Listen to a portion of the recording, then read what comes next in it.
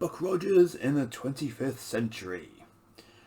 Now, here you have a range of Corgi Starfighters of various flavours. These were one of my very earliest Starship memories, and I definitely had one of these, and I definitely had one of these. I did not have one of these. Now, I picked this up over the weekend when I didn't have a lot of time. Got it from Blue Harvest Toys cabinet in Morley, and I didn't really realise at the time quite what it was that I was picking up, in the sense that, as you can tell, it's not quite like the others, because it should have a metal bar across here to prevent you from being able to remove people's eyeballs. But this one is show accurate. This is based on a TV show, Buck Rogers in the 25th century, and this is show accurate because in the show there wasn't a safety thing across the front prongs, and even the little one gets a safety protecting thing across the front prongs. You know, so they took it pretty seriously, because these are all die cast. They are die cast metal, so it's not messing around. If you got, that made contact with you, you were going to know about it. But someone's very cleverly just filed it off and smoothed it over. So at first I didn't think twice about it. It was only when I came home and I glanced at this one that I already had and suddenly realised what had happened there. The only downside to this one is that its wings don't pop out when you press the button down. So if I show you this one, they are not without their action features. So as you can see, when it's not in atmospheric flight, it could actually retract its wings. And so if you press this button here, and they pop out, just like that. No special effects required, just a really good spring system. And you can probably also see here that there were missile launchers built into them, and they were fired by these buttons at the back here. They probably would still fire. That they're still quite springy. Maybe these would as well, but missiles for them, no idea.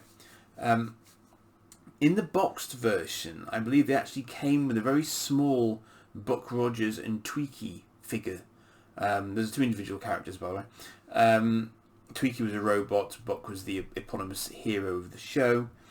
But I've never owned those, I don't think. Certainly not recently, is what I mean. Because generally speaking, you can come across these really easily. They'll probably set you back less than a tenner for these nice big ones. And these aren't too bad. I mean, the interesting thing about this one is that you can see on the underside, it's got a front landing strut there, but I'm missing a wheel.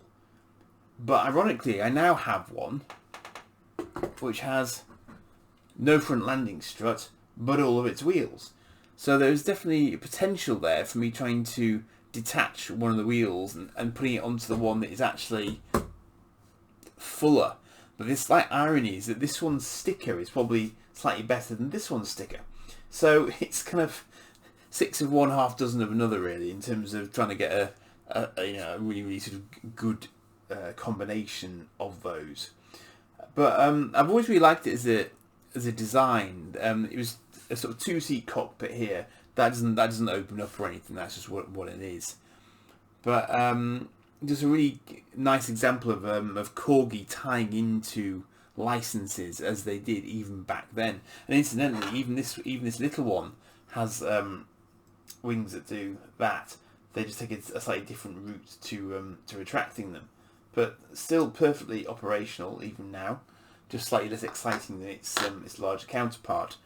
So I loved those growing up, because of their die cast, they're so durable. They've even got little notches in. I don't know if you can see if you can make that out. But they've got notches in the front for where the laser bolts came out of. So the attention to detail on them is nice. They've got good paneling.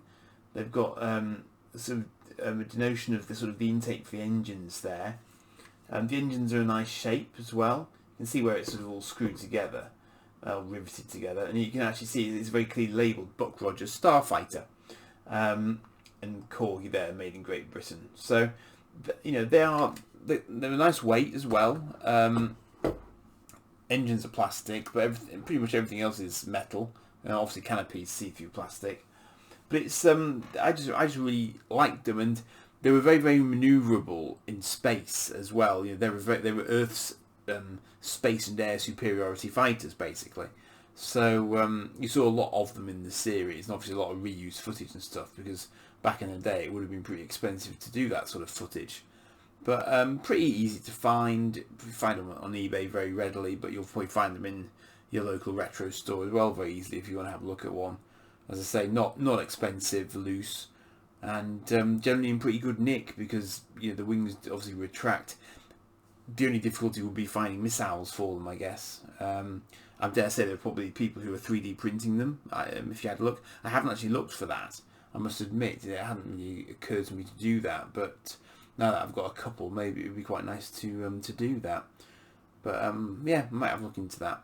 But anyway, so those are the sort of the full range of Corgi Buck Rogers Starfighters for you to reminisce about, like myself. So cheers for now.